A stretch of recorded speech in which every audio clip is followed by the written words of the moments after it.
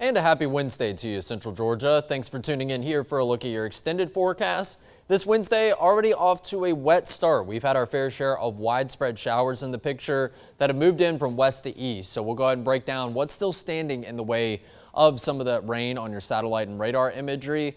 But let's go ahead and talk about the totals that we've seen so far since the beginning of this morning in terms of how much rainfall we've received. And you can see that the axis of highest rainfall totals is going back over into eastern Alabama, just to the south of I-85, across Columbus into western Georgia. And then you can see the intensity of rainfall kind of started fizzling out as it moved into our westernmost counties, specifically portions of Taylor, Upson, Crawford, Monroe, and maybe even portions of Lamar County. And then it transitions from those patchy areas of green into more so a dark blue. And then we can start to see some totals above 1 inch up in Putnam County and in Hancock County. So let's go over some of those specific totals in those green shades that you can see. Up just north of Eatonton, pretty close to Lake Oconee, 1.8 inches of rain, 1.3 on the other side of Lake Oconee into Hancock County, 1.2 inches in the northern end of Hancock County. But as you go down to the south, areas like Baldwin County, Washington County, and down to Wilkinson County, maybe just only about 1/10 of an inch of rain. So if you were just outside of this dark blue shade or these areas of green that are closer to about 1 inch of rainfall in some localized areas, you really didn't get much in the way of rainfall this morning. But some areas did get lucky. Jasper County, just south of Monticello, 1.2 inches. Just to the north of Forsyth, about 1 inch of rain, 1.3 around the Culloden area down in southwest Monroe County, and then 1.2 inches in northern Taylor County, along with Roberta and Thomaston, also right on the cusp of that 1 inch mark. As we go down to the south, rain was a bit harder to come by, but you can see that we do have some shades of a bit of a darker blue. But overall, I don't think I see any totals except over here to the east of Soperton, right on the edge of Treutlen County, Montgomery County, and Toombs and Emmanuel County, south of I-16. 1.2 inches of rain there. Everyone else, for the most part, just only got a couple 1/10 of an inch of rain. And rain was actually pretty scarce over in western Houston County, northern Houston County, amongst Perry and in Warner Robins. But we did see our fair share of some higher rainfall totals over to the west and the northwest, not necessarily overlapping with these areas that are in a severe drought as of right now, but this rainfall that we did receive this morning, it actually won't get taken into account with the release of the drought monitor tomorrow. We take the data as of every Tuesday, so the cutoff was as of yesterday. So today and this morning's rain is going to be taken into account as of next week's update. So we will be awaiting that. I do imagine things are going to very likely stay the same, or we may see even a little bit of improvement, as we did have another rainmaker over the course of this past weekend. So you can see moderate drought conditions for most of central Georgia still, and then we get into severe drought criteria in areas like Taylor County, Macon County, Peach, Crawford, and portions of Houston and Upson counties that are in that orange shade. So scattered showers today. It was more so a story of some widespread showers, but now as we're transitioning into the second half of Wednesday, we are looking at those showers to scatter out in nature.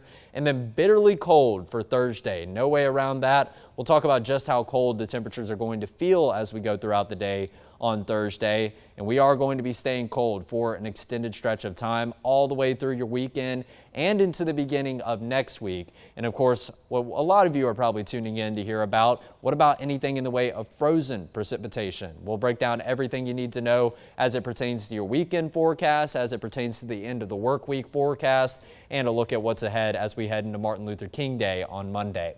So here's a look around the quad, where Dublin actually still seeing some showers as of right now.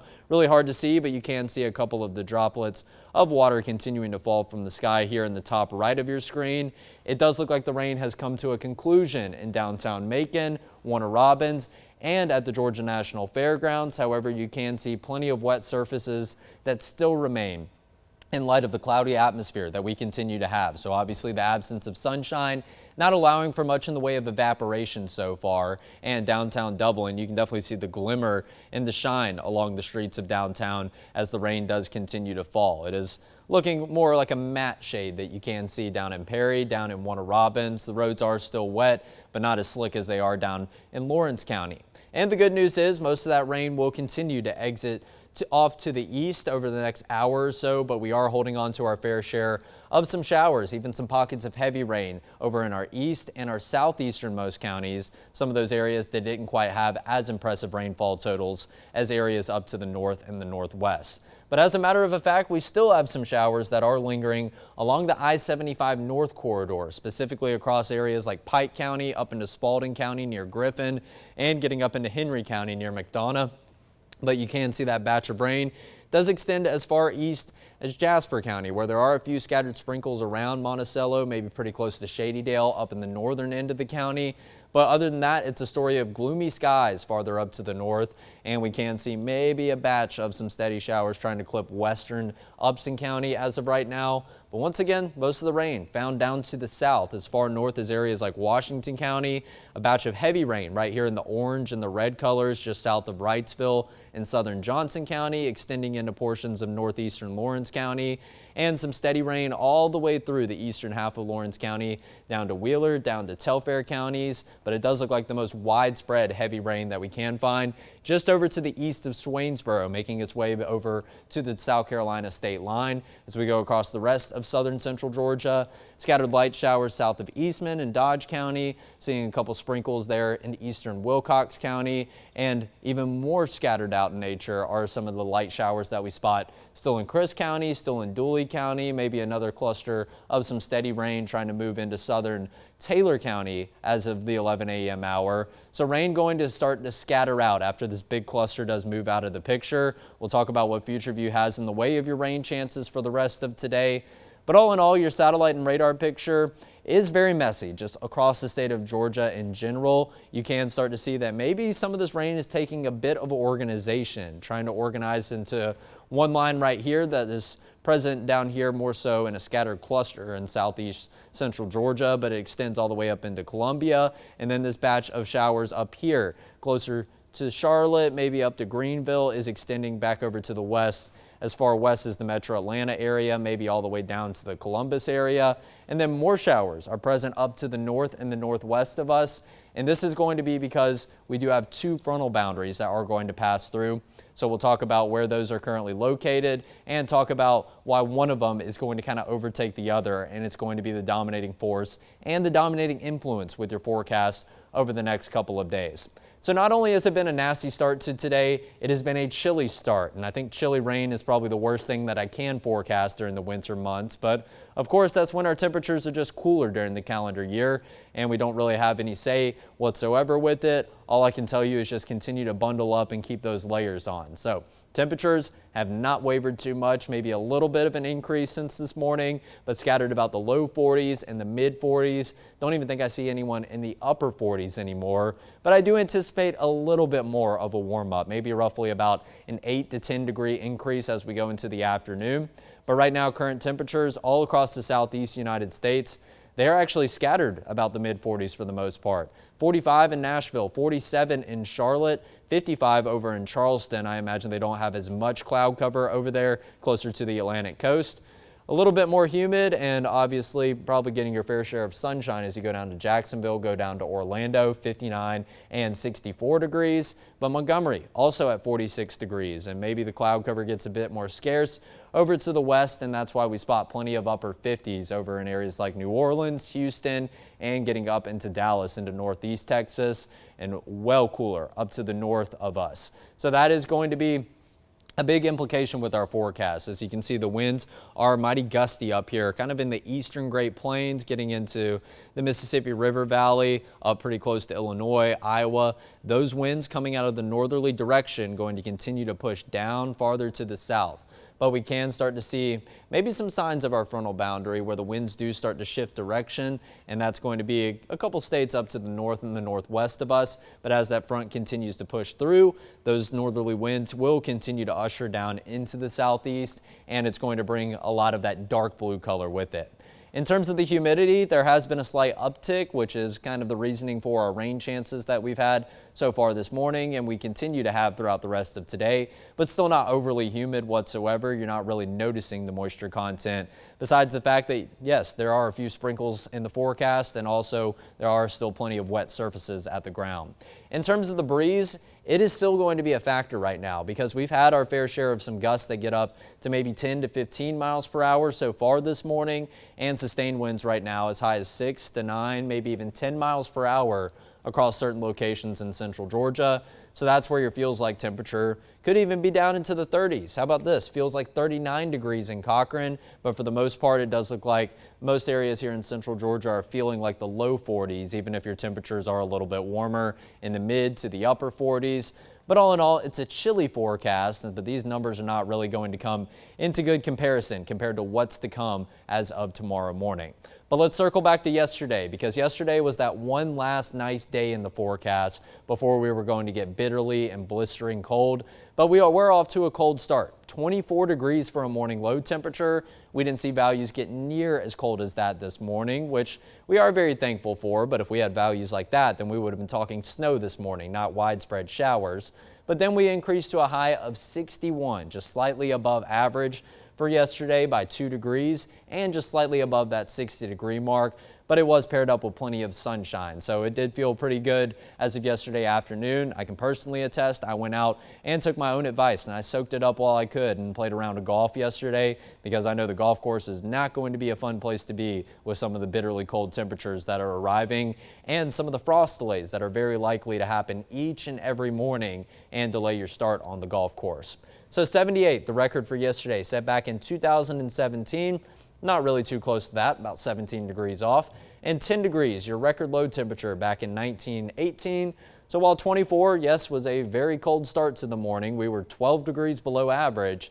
It could always be a whole lot worse. At least we weren't starting out maybe flirting with the single digits for your actual temperatures as you made your way outside. No rain yesterday, but once we get a view of today's almanac data, I imagine maybe we'll have some numbers that at least put a significant dent in this year departure that has just continued to go farther and farther and farther down in the negative direction.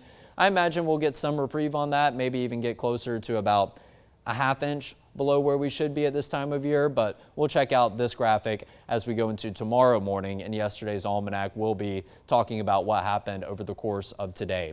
Sunrise time, 7:37, no change to that, but sunset time, 5:50 yesterday. So we are creeping closer and closer to that first 6 p.m. sunset again, which is in fact going to happen in just a matter of about 10 days, January 25th. Go ahead and mark your calendars for that date. That will be our first 6 p.m. sunset, and then we'll continue to have the sunset later and later and later. By the time we change the clocks around, we're actually going to have a 7:30 p.m. sunset. So it is going to get back to a more appropriate time for when the sun should set. Obviously, you don't want to be having to make dinner at 5:30, and then it already being dark outside.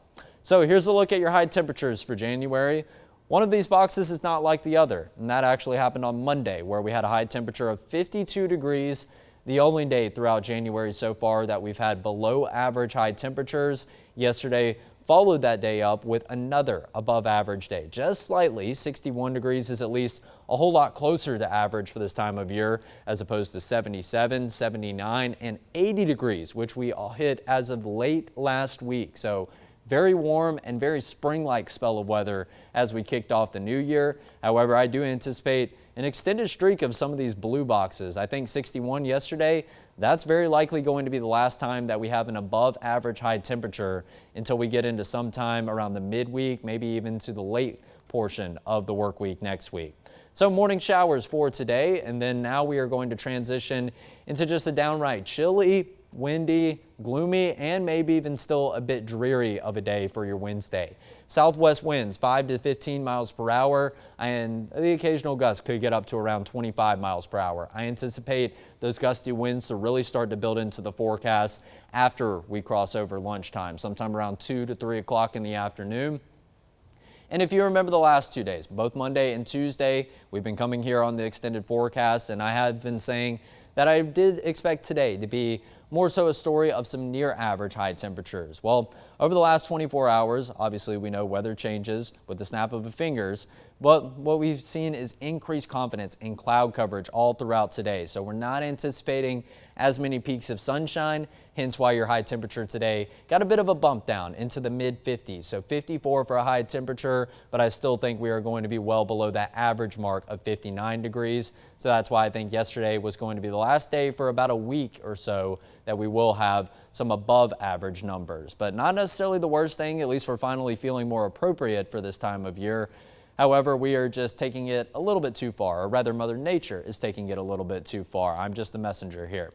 So hour by hour, your temperatures will actually start to get a bit of a bump up as we go into those hours just past lunchtime, peaking at around 52 degrees. That's when I anticipate maybe some occasional peaks of sunshine, but overall this afternoon will be characterized by more clouds than sun present. And I do anticipate a lot of the rain chances at least get out of the picture throughout the afternoon until we get into the evening hours. But let's go ahead and talk about your surface map. Typically, this is around the time we talk about your satellite and radar, but it was a bit of an active image, so I elected to show that a little bit earlier into your extended forecast. So two frontal boundaries are actually causing a lot of the active weather down here in the east and the southeast United States. The first one is back here behind all of this rain that we do see in Nashville, Huntsville, over into central Mississippi.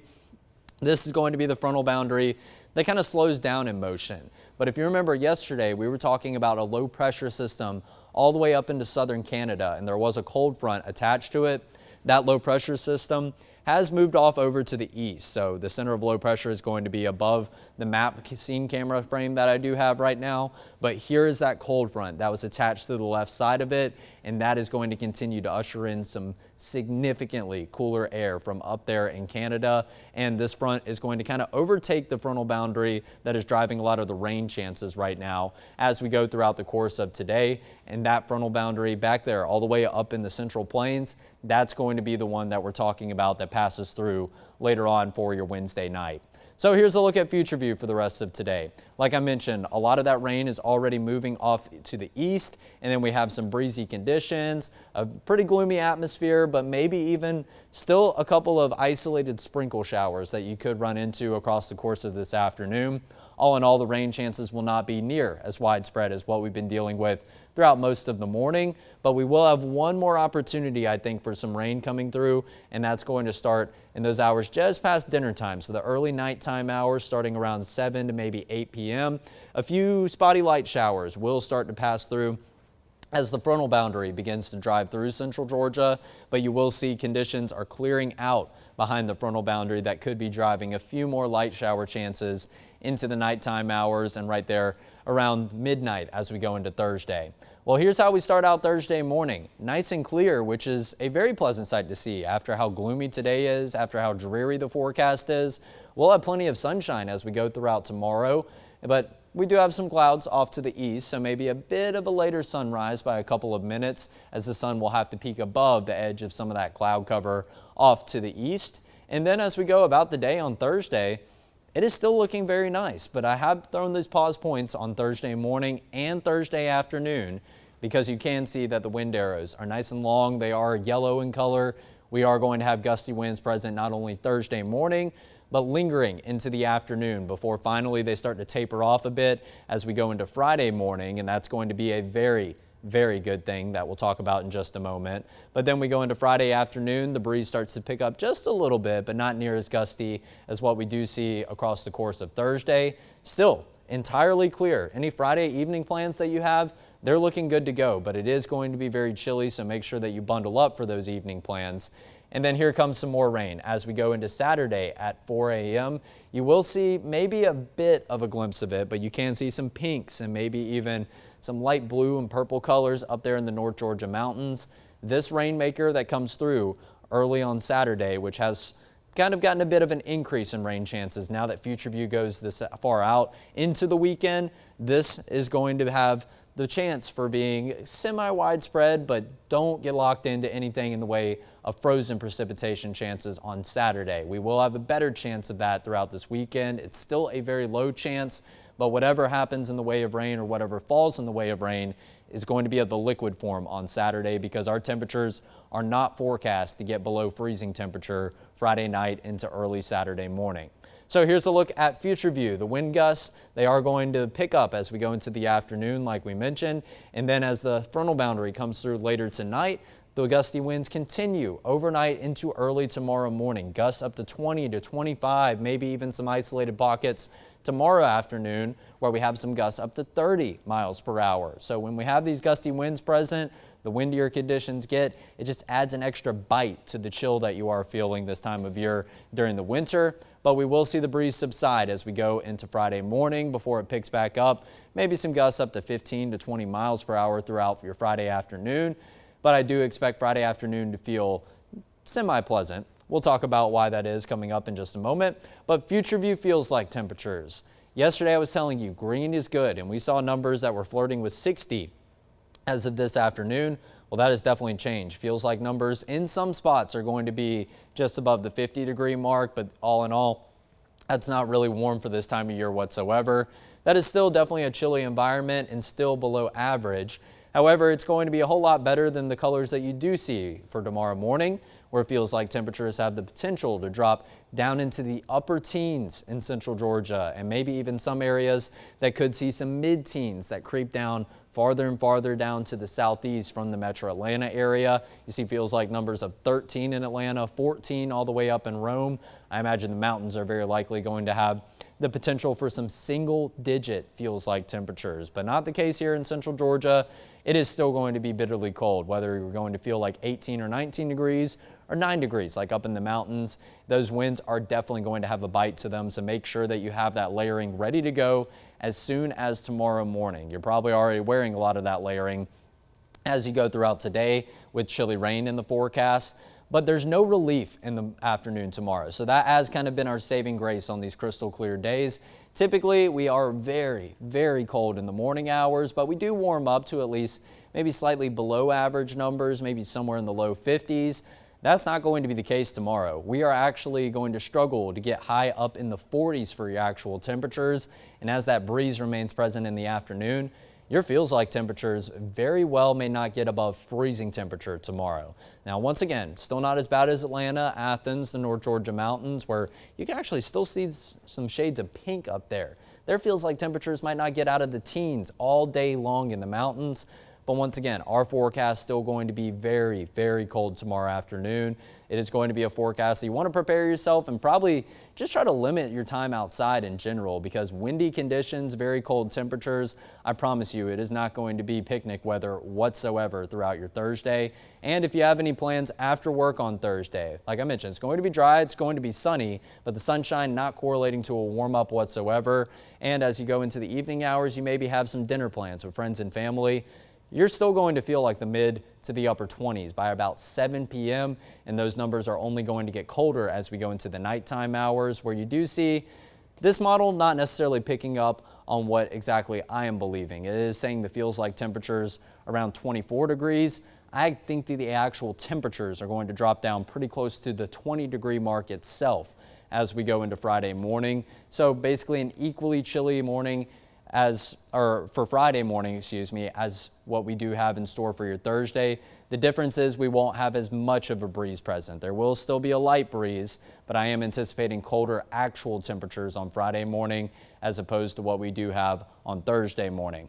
Now we go into Friday afternoon, where we finally see the return of green. Still not going to be a warm afternoon by any means, and we are still going to have some breezy conditions present. Not as gusty as Thursday, but Friday afternoon should be the first time that it at least feels a little bit pleasant to maybe get outside and enjoy some of those weekend plans. But we are going to get nice and cold as we go into the overnight and early morning hours, Friday night into early Saturday. But like I mentioned, we are not forecast to get below freezing temperatures. So your feels like temperatures right here, 34 and 36 degrees.